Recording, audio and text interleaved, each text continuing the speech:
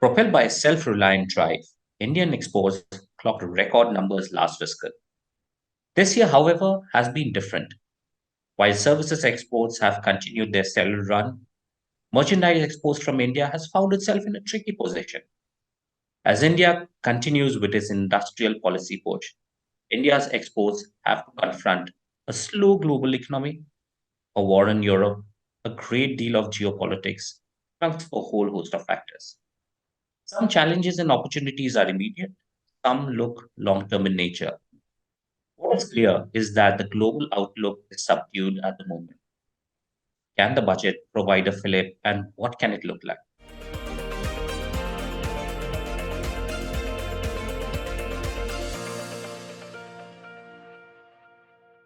We have with us today an authority on Indian trade, Dr. Ajai Sahai, Director General and CEO of Federation of Indian Export Organization, to help us with some answers.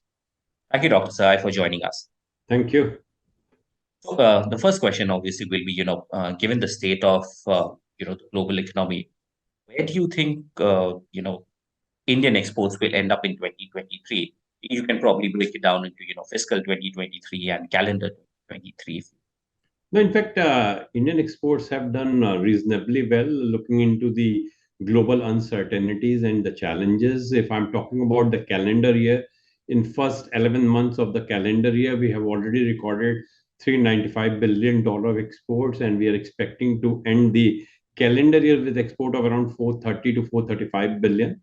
And last year, at this point of time, our export was around 395 only. So we are looking into around 11% growth in exports. And as you have pointed out, since the global situation is so uncertain, there is a huge volatility, there is geopolitical instability. I think this is definitely a remarkable achievement by the Indian export sector.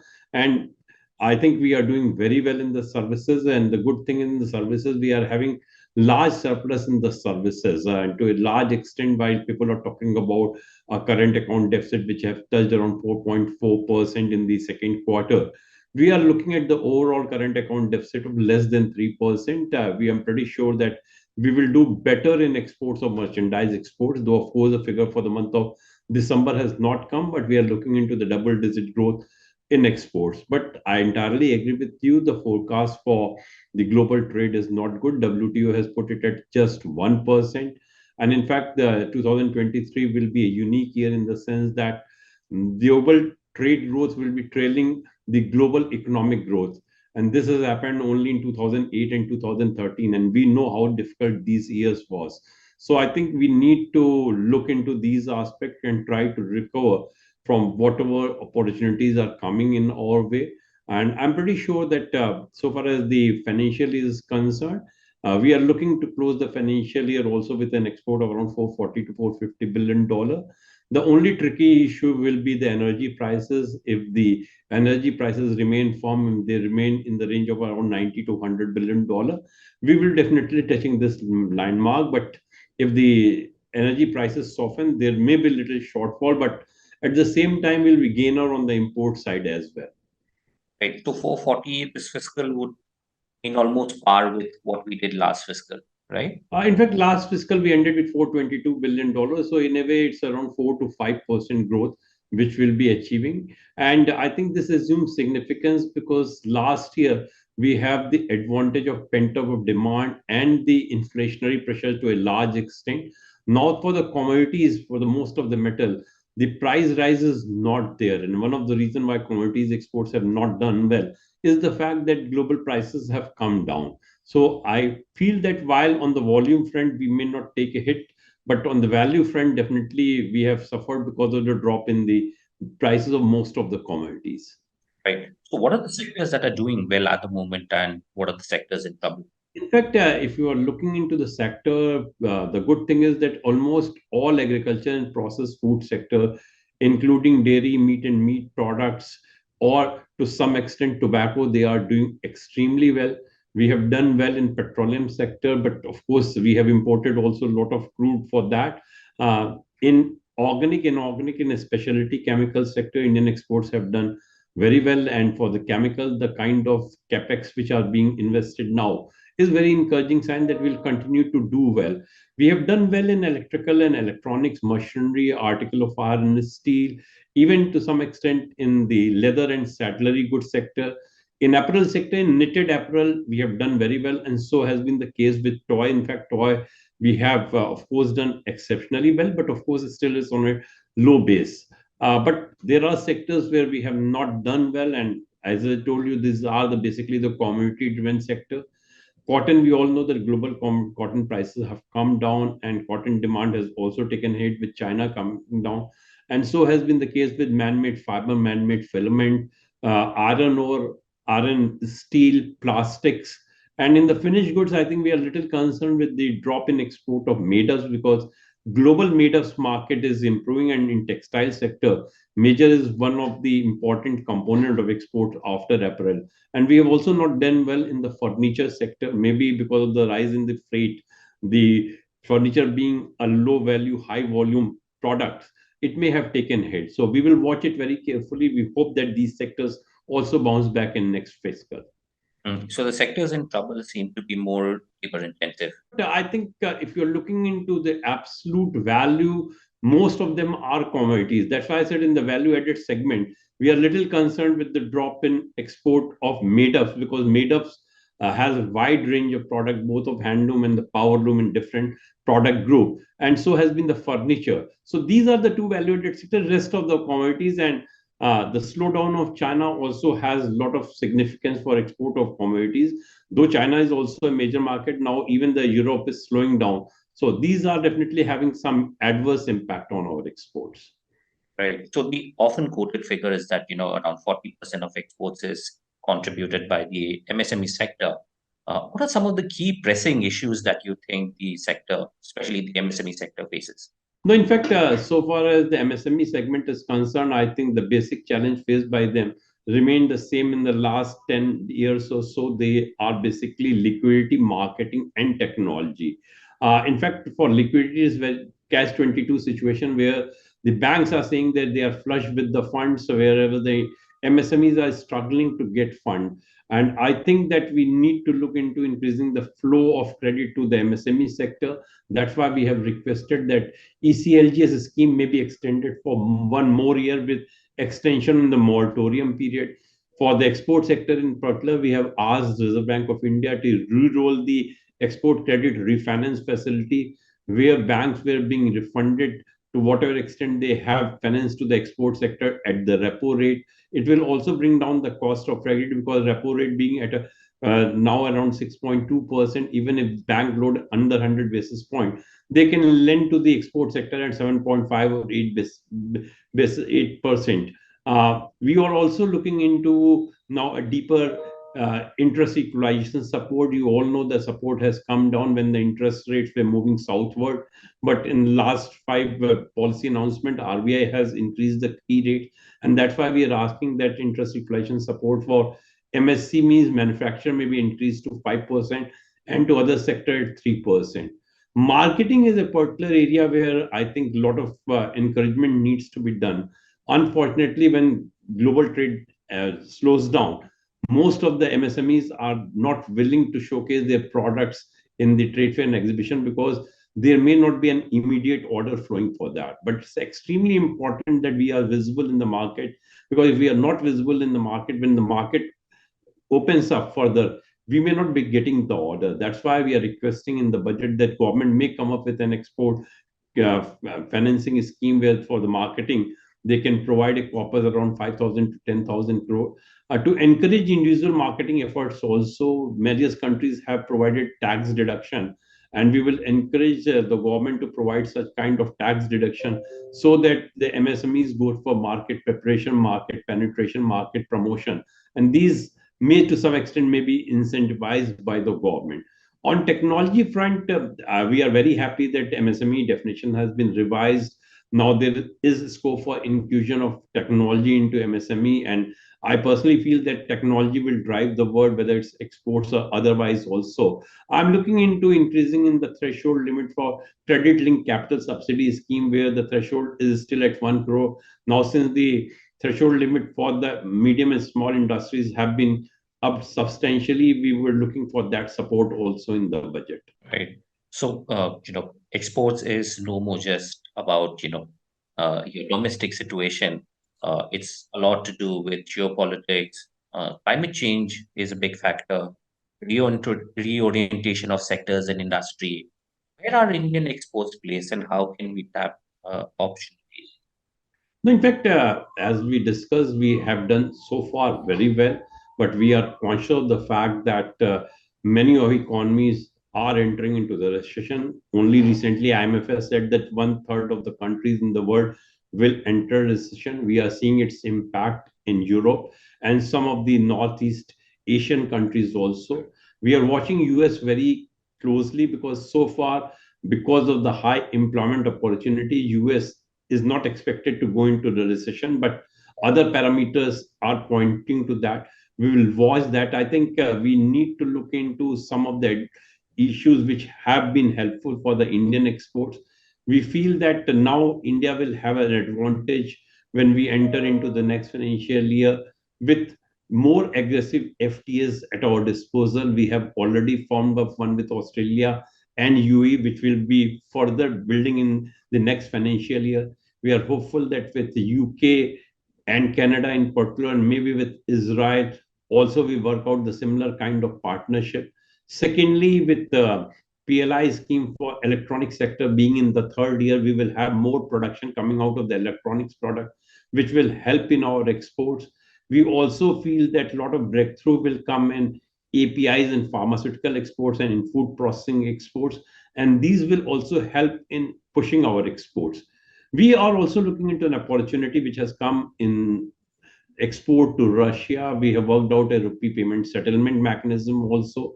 Of course, it has not yet been operationalized, but we hope that to happen very soon. And we are looking into an export of around $5 billion additional to Russia.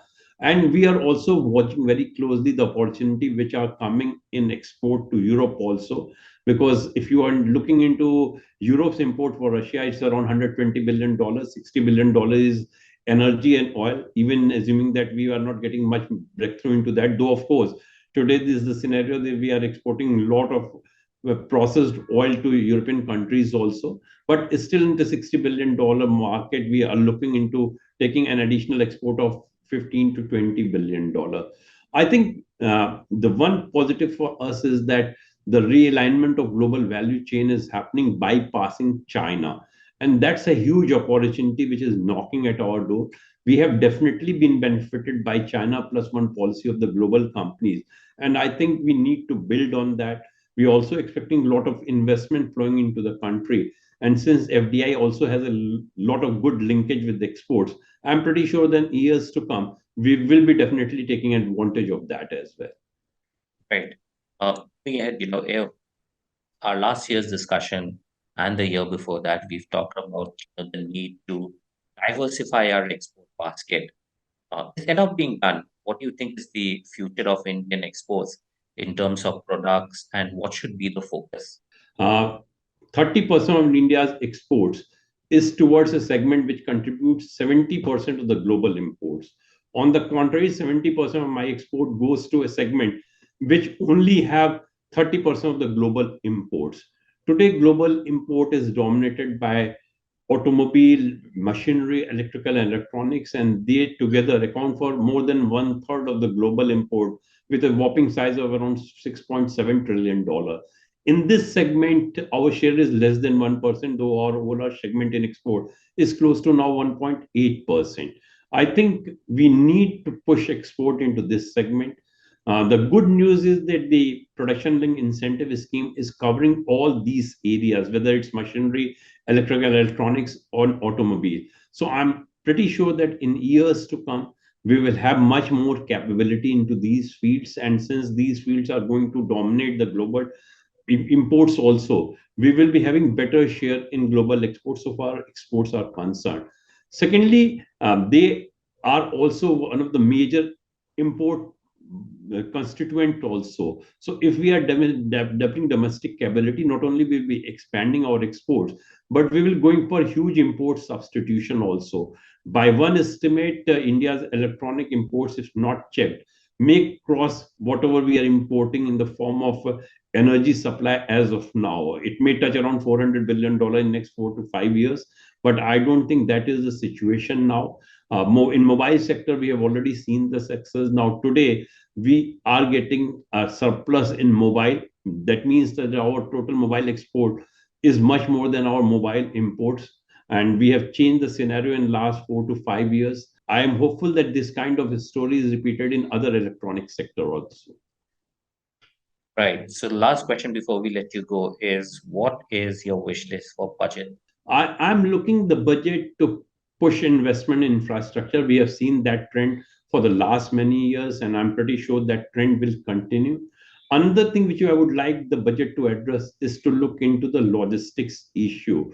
Today, the need of the hour is that India is required to develop an Indian shipping line of global repute. Last year, we remitted around $86 billion as transport freight charges only.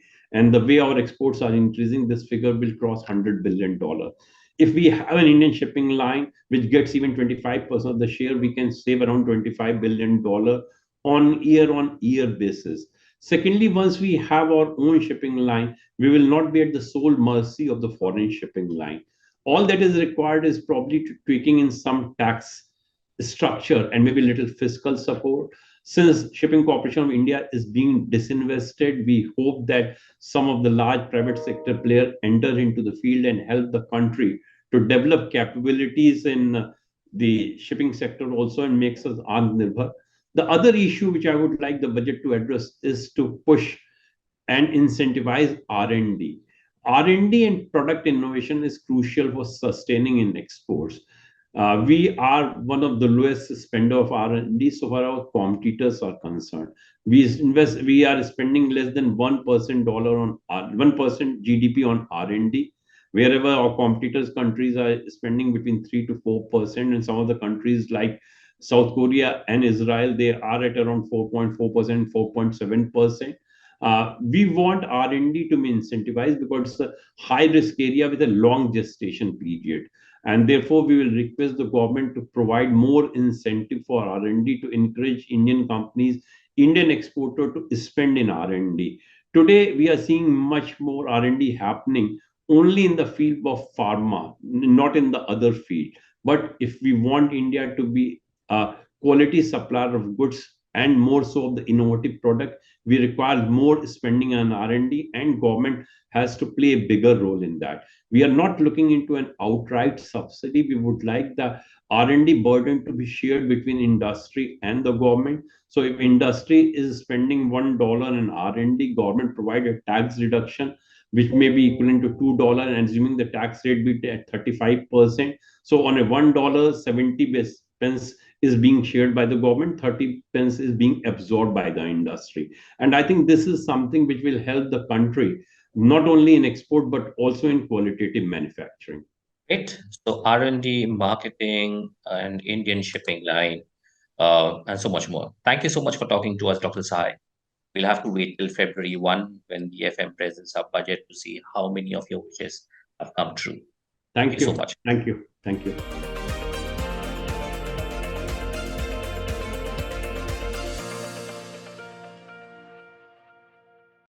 After a sharp contraction in October, India's merchandise exports registered a modest growth in November.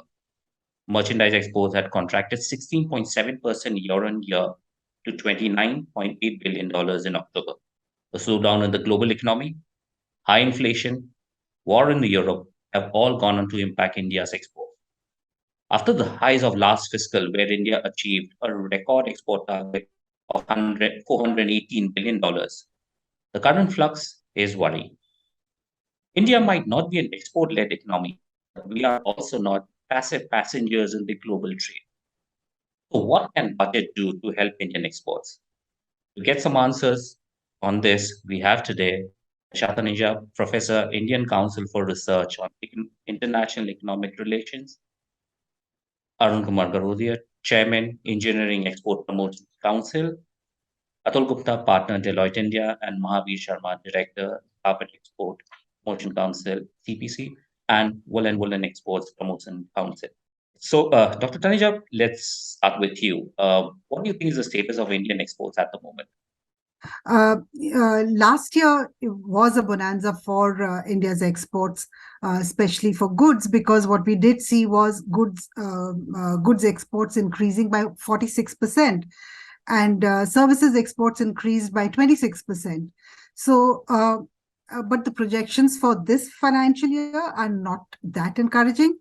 And particularly for goods, if we see April to October figures and we compare it with the previous year's comparative period, what we find is that goods have increased by 13%, but for the same period, exports of services actually increased by 28%, which is almost double of goods exports. Now, if you look at the product composition, I think two products that we have are refined petroleum and gems and jewelry, which account for almost a quarter of India's exports. And what is interesting is that both of these products are actually very import intensive. So we have, one relying on imports of crude petroleum and the other relying on imports of diamonds and gold and other raw material that is required for the gems and jewelry sector. Also, I think what engineering exports, of course, they have traditionally done well, and they continue to be promising for the future. But I think what I would like to highlight is the sunrise sector, which is pharmaceuticals, and I think that holds immense promise because I think we have done a lot on the regulatory front. I think outside of the US, India perhaps has the largest number of US FDA approved pharmaceutical plants. Also, we have more than 250 plants which are approved by the European Directorate of Quality Medicines. So clearly, we are heading in a direction where we're following global best practices. And, this also is very, very promising because we just signed the India-Australia FTA, and Australia has actually agreed now to recognize our exports wherever they are being recognized by global best practices, particularly the US FDA and the European Directorate. So that is really opening up a huge arena for us in the future, where we're all set to sign more FTAs. But when we look at labor-intensive exports like garments or leather, it's a little disheartening because we've always felt that, okay, labor-intensive exports are what is going to provide employment, and that's where we should be focusing. But we find that the share of these items is actually declining in our exports. And so I think the question here is, are these really labor-intensive products today, in today's age where we're talking about the fourth industrial revolution and we're talking about digital technologies? I mean, for instance, the US is now suddenly getting into the manufacturing of ready-made garments using robotics and various applications of robotics. So what are the choices that we have for the future? I think that really needs a deep thinking. And that's really going to determine our course. Should we leapfrog, or should we continue to look at the traditional way that we've been looking at the same problems that we need to address for labor-intensive manufacturing and therefore exports? Right. A lot of important and interesting points, I think. But coming to you, Mr. Garodia, where do you think Indian exports are at the moment, and specifically your sector? Well, Indian engineering exports as such, I should say it's a sunrise sector. As Madam just now mentioned about it, a lot of exports have been going on in the engineering. There is a lot of growth in the previous year. It was a record growth, and the total exports went to the tune of almost $112 billion, which really surpassed the government's target of $107 billion. And we had a merchandise share of almost 27%. Unfortunately, due to the global headwinds, we all see that exports have gone down to some extent. And I would not say it has really gone down much, because some factors are attributed to it. As we all know, there was a 15% special export duty imposed on the steel exports, steel as well as stainless steel. That is how the exports were stopped from the month of May 23 or 22 onwards. Now government has withdrawn the export duty on steel and stainless steel duty. I am sure that we are going to make a comeback. We will show better figures. So far, we have already achieved about $71 billion out of the total target of $127 billion given to us this year. I'm sure we are definitely going to make a comeback. These geopolitical conditions all over the world, the recessionary trends, over inventory with all the Western countries today, then the Russia-Ukraine war, this crisis is creating a lot of energy issues, as we all see, especially in the European countries. The European customers, as such, they have either stopped buying a lot of things or they have reduced their consumption. As such, Indian exports are also suffering. Like another issue in Europe is regarding the safeguards and other duties they have imposed on the steel and aluminium. So there is a quota system also, TRQ, that is what we call it. So we are also trying to persuade them so that TRQ for India should be either totally removed or maybe increased, especially the China factor, which is also creating a lot of issues for engineering. China exports from India to China has really gone down during the month of October and November. And so as December, we don't find much interesting because China has a lot of COVID situation today. A lot of factories are not working. They have stopped importing many things. And that import basket of China from India is suffering today. I'm sure after the Chinese New Year is over, they are going to make a comeback. And the engineering exports which are going to China, it will make a comeback to that same level what it was in case even if it doesn't increase. At least same levels, we will see that in future. Mahavir, what are your opening views on where Indian exports are, and particularly the two sectors that you're closely involved with? I think this trend of uncertainty has put every importer, especially from Europe and the US, kind of the business on hold. And that is what is slowing down the exports. And the marginal increase or the marginal break even that we have compared from last year is just basically because of inflation and of course the rupee dollar exchange rate and nothing else. So it's a challenging time. But you have to understand that this is beyond the control of what the policy sitting in government levels that India can do. I think it's more a global scenario. It's more the war. It's more the recessions. It's more the inflation, the interest rates, the China situation, the uncertainties, which is now opening up on production. So I think multiple factors beyond our control. But what I see a silver lining in all these bilateral trade agreements. From Australia to UAE, now GCC is under work, UK, EU. These are solid agreements in place. Though the duties might be very marginal benefit, but it's a psychological boost. Suddenly people don't think twice because it takes away that India is a preferred country or X country is a preferred country to import or export. So I think those things are well poised for a huge bump next year once things stabilize rather than across the world as far as the war is concerned. So not great, tough right now. Luxury goods are suffering and are a challenge to export, but good future prospects with all these bilateral trade agreements. Atul, coming to you, what are your views? A lot of points have come up: China, geopolitics, robots, Industry 2.0. Difficult to find gauges to what's happening. See, the way I look at it is that India has done pretty well in terms of managing a very difficult year. 11% growth till November in terms of exports is really not a bad figure at all. If we look at our export performance over a longer time span, we'll tend to see that Indian exports broadly grow at not more than 5 to 6% per annum.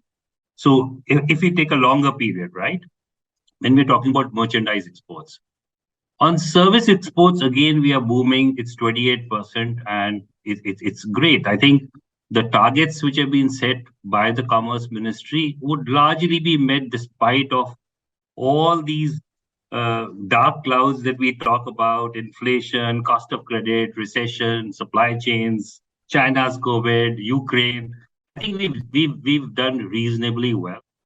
If you look at our basket of exports, they have largely been not very different. And if we really look at our top 10 exports and going by that, 80% of our exports are coming out of those categories, whether it is engineering goods, electronics, petroleum products. We actually, and we shouldn't forget, let me make this point earlier, that there is a very large import intensity in our exported goods. And this point is often forgotten, that if we look at our top 10 export products, barring, you could say, gold, which we import to some extent, even that goes into gems and jewelries, which is a major product item, and vegetable oil and fertilizers. All others have a very great affinity with how our exports will do. These three imports, gold and silver, vegetable oil and fertilizers, we can probably take them out of the picture. But the remaining, our top 10 import items, whether it's petroleum, whether it's electronic goods, whether it's machinery, whether it's coal and coke, whether it's artificial resins, whether it's pearls, semi-precious goods, organic, inorganic chemicals, and these form 80% of our import basket. So barring these three, there is a large import intensity. So one can't look at exports in isolation of imports, is the point that I'm making. And the fact that imports have grown up by nearly 30%, if you look April to November data, vis-a-vis 11%, then we are looking at a current account deficit, which is a very material factor to be gauged in. The other point which I suppose I wanted to make was, India has done very well in terms of managing their FTAs. I think we took a very good conscious decision not to be part of the Southeast Asian multilateral trade agreement. We took on 2 FTAs, signed a couple of them, 3-4 are pretty much in the pipeline probably for this year, what with UK, the European Union, even Israel and Canada. I mean, those actually add significantly because they are focused, they are targeted. And I think that approach itself, that targeting your where you would export and where your big trade partners are, is becoming very important for us to understand and try to change our export strategy on those lines. The other piece which is very important, and again there was a reference, was in terms of PLI schemes. I think if you look at the 2 major growth areas which we've seen this year, if we look at electronic goods and rice, both had good PLI schemes. Electronic goods have grown by 54% in April to October quarter. Rice has grown up by 20%.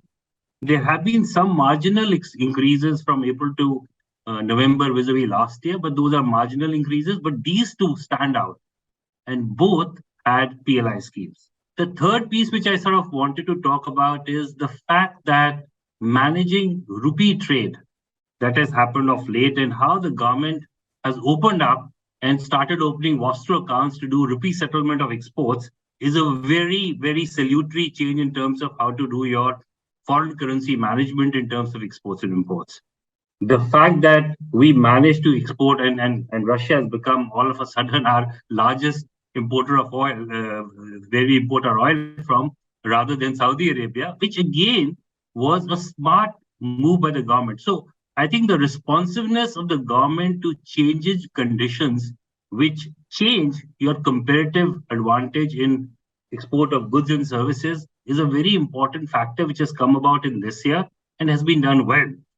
Dr. Taneja, going back to you in terms of our policies being in sync with our export ambitions, what is working, what is not working? I think the PLI scheme is one of the smartest and one of the cleverest schemes that has ever been implemented. The fact that it is WTO compliant, the fact that it is not based on export incentives but on production, is really a smart move. And this not only encourages domestic investment, it also encourages foreign investment, and it also establishes a very strong linkage between FDI and exports. I mean, what could be a better policy than this? And on the other hand, we have some of the new sectors like semiconductors. I mean, that's going to be very, very challenging because it means who is going to start first? I mean, who's going to take the plunge? Or should the government actually create an enabling environment first and then encourage countries from all over the world to come in for something like this? But if we were to get this right, the semiconductor story right, we could change the story for the world. I think another area where we've made a lot of progress is trade facilitation. And I think here our customs have really done a good job. What we've really done is, for instance, paperless trading, faceless customs, paperless customs, contactless customs. I think these are really measures that are going to, they're in line with world best practices. Another area that we're focusing on is the Act East, where we're putting in a lot of emphasis. And here we haven't talked about, which markets are growing. So, I mean, for instance, now Bangladesh is our 4th largest export market. And we're looking at, moving eastwards because it's all quiet on the Western front. And so we need to, we're trying to make the Northeast the fulcrum of the Act East policy. And we're looking at how the waterways can be, restarted and rejuvenated. The protocols are being put in place so that goods are now moving from the hinterland through Bangladesh up to the Northeast. And then, of course, it's into ASEAN and onwards into the eastern side. You mentioned, Pran, about the foreign trade policy. It got postponed. We really don't know why it got postponed. But, I think if you look at the foreign policy statement, the last one, which was from 2015 to 2020, it does talk about the objectives. It does talk about a product strategy. It talks about a market strategy. It talks about services exports. But it's a little haphazard in the sense that why can't it be a product come market strategy? Because that's what we really need, right?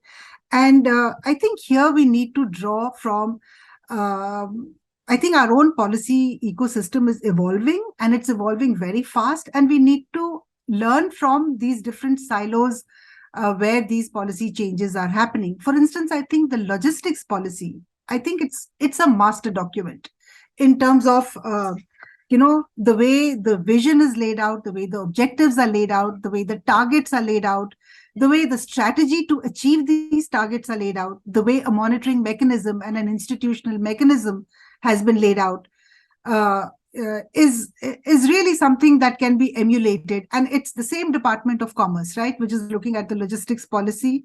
It's a Ministry of Commerce, and where you have the foreign trade policy. So clearly the two could be in tandem, at least in terms of their approach of framing a policy. Another thing I think where our foreign policy needs to focus on is on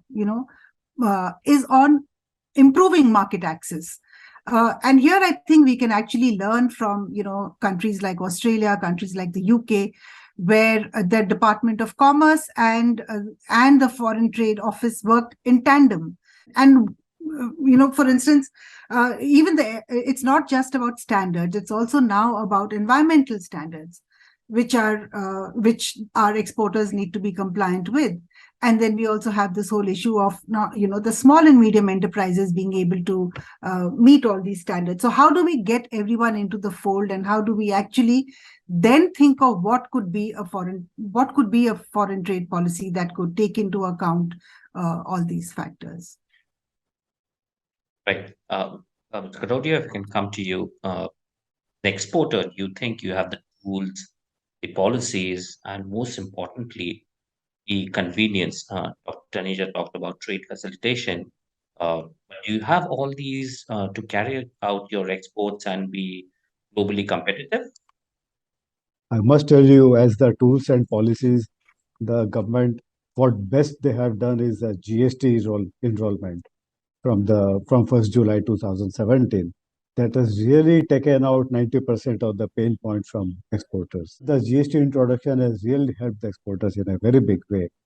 You export in 1 month, and next month you get your money back, the GST what you paid. That is one of the very, very big factors.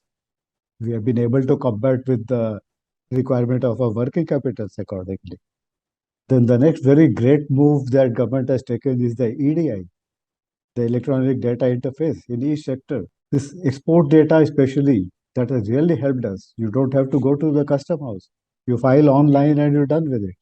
Then one very important thing which government of India took a very wise decision by not signing RCEP, that really goes in favor of India. Otherwise, during the condition of a pandemic, China would have just run over our MSMEs in the country. Let us talk about foreign trade agreement. These agreements have been really fantastic. It has totally changed the mood and sentiment of the importers in those countries, especially in UAE and Australia. Then PLI, madam talked about it just now. So that is mostly for the large scale sector. And during this time of recessionary trend, I think many companies who have taken PLI, they are importing their capital equipment or their tooling to set up in place. Once those things are producing some materials, we see the factories churning out the production, then we'll see the green light of the day, because that is really going to get us into the world market. Then my other submission was regarding this settlement in Indian rupee. That is a very, very welcome step in the policy side what government has done. And a lot of meetings have been taking place. But so far, the settlement has not really started taking place 100% in total. We have reached 90% level to that. Some hiccups are still there, and I'm sure within the next 7 to 10 days time, those things will be over. And we should really be seeing rupee floating around the world in the different markets, not only Russia. Today, Sri Lanka, Bangladesh, Myanmar, all these countries are coming to India. Why not we start the business in Indian rupee settlement? So I think this is going to pave a way for long-term full capital account convertibility for rupee. Then the next thing is regarding the ODOP. Madam talked just now on that. ODOP is a very, very nice concept. It can really take our country to big growth and big heights. Rupee floating around the world, Mahavir, that's something you really love. But what does the order book look like for you guys? Yeah, so it is a slowdown. The mood is somber. I would not be very optimistic or exaggerate the current sentiment in our industry, from handicrafts to jewelry to textiles and carpets. I think these are all labor-intensive industries. These are all high capex industries from raw materials. The order duration has just been shortened. What we could plan for 6 months is now very sporadic, 3 months at a time. Simply because people don't want to overcommit rather. They want to be very, very realistic. They are very, very scared or wary of where the world will be, where the interest rates or the housing market in the US will be, and other factors in terms of UK, EU situations and the war situation. So I think not great, very somber, but and very conservative and reserved at this point of time. Barely being able to survive with whatever the targets were for last year for these very months, in my opinion. And have supply chain issues, have they sorted out? Is it still the same? Supply chain issues have not been sorted out. I think cost of labor in India across sectors is increasing at a very, very rapid, which is good in a way. Because India itself is a huge market, and we as exporters are now not ignoring India as a market. So while we're discussing exports here, India itself is a huge market for all exporters, and we're looking at the domestic side on all these sectors. We're so far so good. I don't know what's going to happen when China comes full throttle in production on these in these areas, and Hong Kong's and Philippines and Indonesia's of the world, and Bangladesh's of the world in the textile sector. Come up with where labor still is not at growing as fast as India's labor is. So challenging times, but Indian exporters are very, very strong and rigid, and we would survive one way or the other. Right. So coming to, when it comes to policies, exporters like consistency. On the other hand, throughout last year, we have seen several back and forth on what can be exported, what cannot be exported. For example, wheat, rice, sugar. How do you balance between these, the domestic needs of the country and ensure export stability? One of the reasons why India has not done as badly in these times is because of our domestic demand. And the same plays even for exporters. Now, you mentioned about rice, you mentioned about wheat and sugar. Let's look at these three sectors as an example, since you picked those up. These are food grades, and the government had a very fairly conservative policy in terms of hikes on the MSPs or the minimum support prices for these three commodities, which was a good thing because it's been a conservative policy. But what have we seen I wouldn't say in rice, but in wheat and sugarcane, which, as we all know, are today restrictions on exporting those. But the fact of the matter is that there is a 6-year low in terms of the amount of food grains that are there on the public stocks that are there of wheat and sugar. So the government really had no choice. I mean, at the end of the day, we also need to understand we need to move away from looking at just agricultural exports.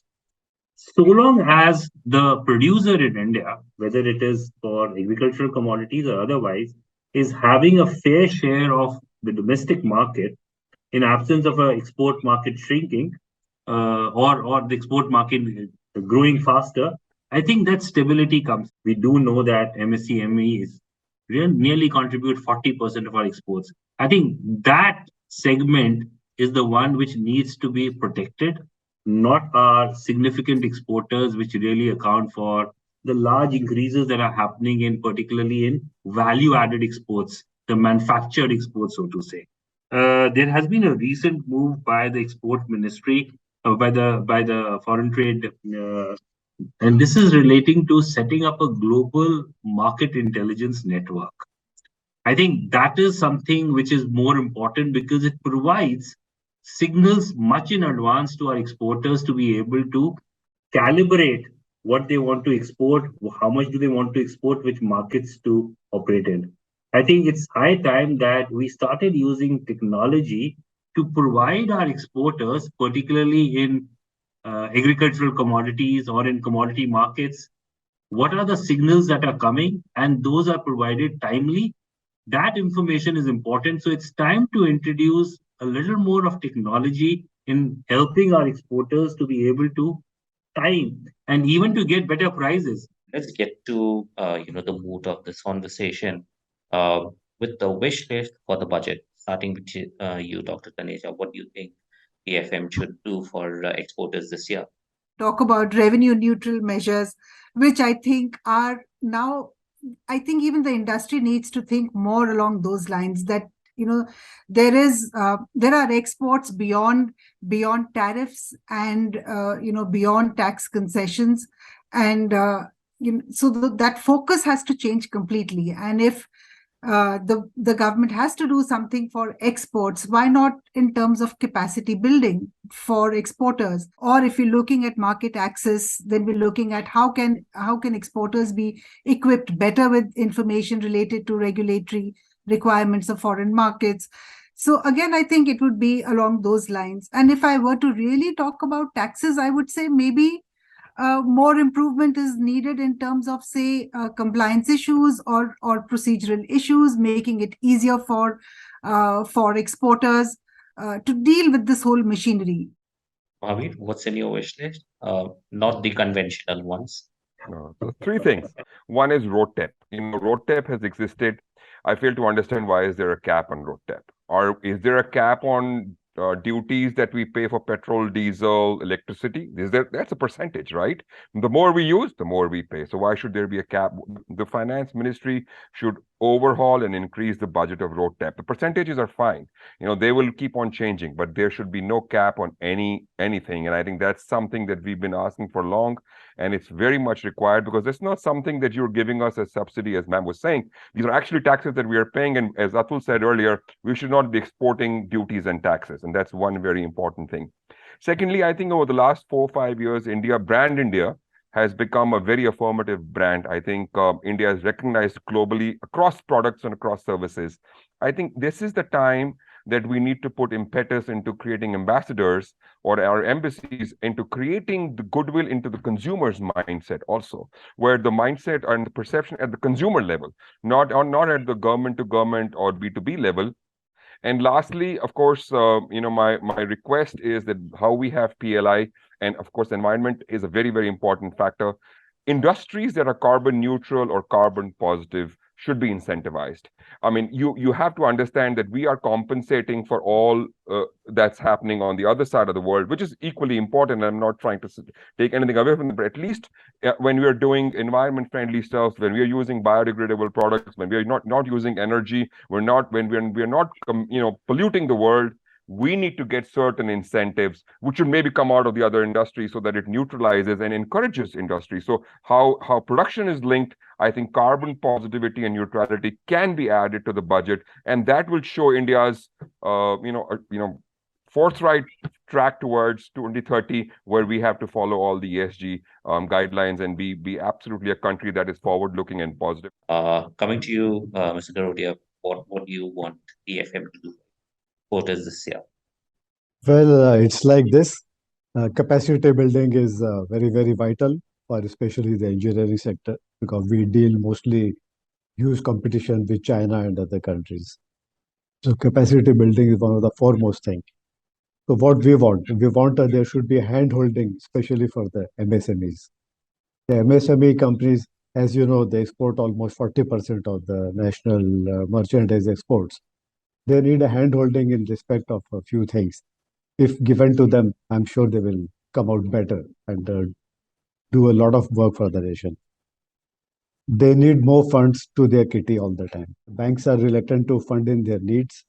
We would like even the term loans should be extended to MSMEs under very soft terms, so that we can go for more and more technological upgradation.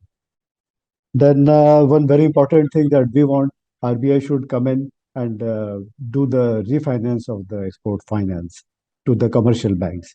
That will go a long way to develop export business, and export will be treated as the priority sector lending. Then there is a ECLGS, Emergency Credit Line Guarantee Scheme, which was given by government. That is again, due to the pandemic, it was given as a big help to the exporters, which is a very welcome step. But since things are all, carrying on and on, the recessionary trends, global headwinds, I will request if government can extend that timeline for repayment for at least 12 months of time. That will give a big boost to the MSME sector. Then one very important point is the interest that we pay in our country. Interest we pay very high compared to other countries. Today, if you see really in North America and other places, even after increase of so many hikes have been given, the total rate of interest is almost about 6%. Whereas in India, the MSMEs, the loan, they come almost at 11 or 12%. So this interest regulation, which was there 5% earlier, it has been cut down to 3%. I would very much like that it should be restated back to 5%. It's not going to be an incentive, but it's going to be a real big boost to the business, where the working capital will be available at a softer terms. Then we have input tax credit, which is paid by the exporter, sometimes on RCM, sometimes we pay on the interest side for the GST.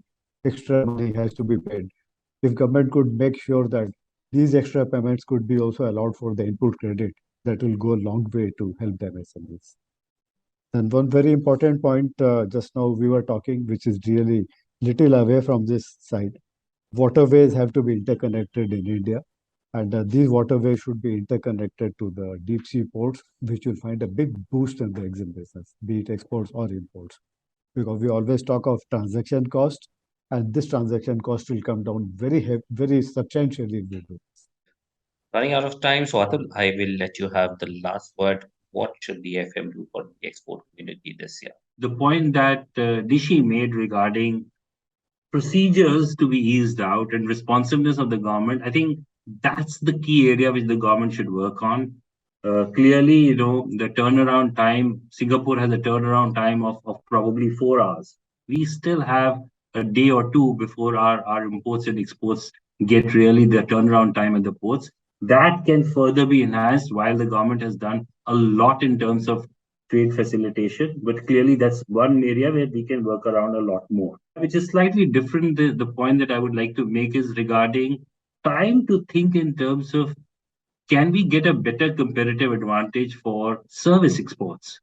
See, the good part is service exports have been doing well year after year and without any incentive from the government. And I wouldn't call it that, yes, less government intervention means good, in the sense that at least there is no added policies or procedures that need to be followed. Can we enhance the so-called service exports in any big way? I think that's one area where we should be looking at, apart from concentrating on manufacturing exports. The PLI schemes, again, the PLI schemes need to be a little more sector specific and focused in terms of where do we want to get those schemes, which are those 10 or 12 areas which we want to concentrate on depending upon where we have competitive advantage. The third area which I would like to talk about is the financial centers. We had the gift city which came up in Gujarat some time back. It somehow hasn't taken off because of certain procedural and taxation issues. I think it's high time that, and it's a good time for India because of China plus one policy that a lot of global MNCs are looking at. This would be the right time if we were able to get the gift city going in terms of a lot more attractive, making it more attractive as a financial center. And the China plus one policy also has given us, some global MNCs are looking at India. Can we get some policies to make the China plus one policy more attractive? Some of those, if those could be added in some schemes or policies could come in the budget, I would think that would be great. Lastly, I would talk about time to look at new markets. We've got traditional markets. Africa is growing and so is Latin America. Can we get some, market access? I think, again, Nishi spoke about. Can we get some specific policies there in terms of enhancing our exports in these two new markets, particularly Africa? We are sure that, the world is facing multiple challenges at the same time, especially after the global economy went through such a subdued period during COVID. Exporters would be pinning their hopes on the FM and her budget to provide a road to recovery this year. A big thank you to all our panel members for this insightful discussion. Thank you all.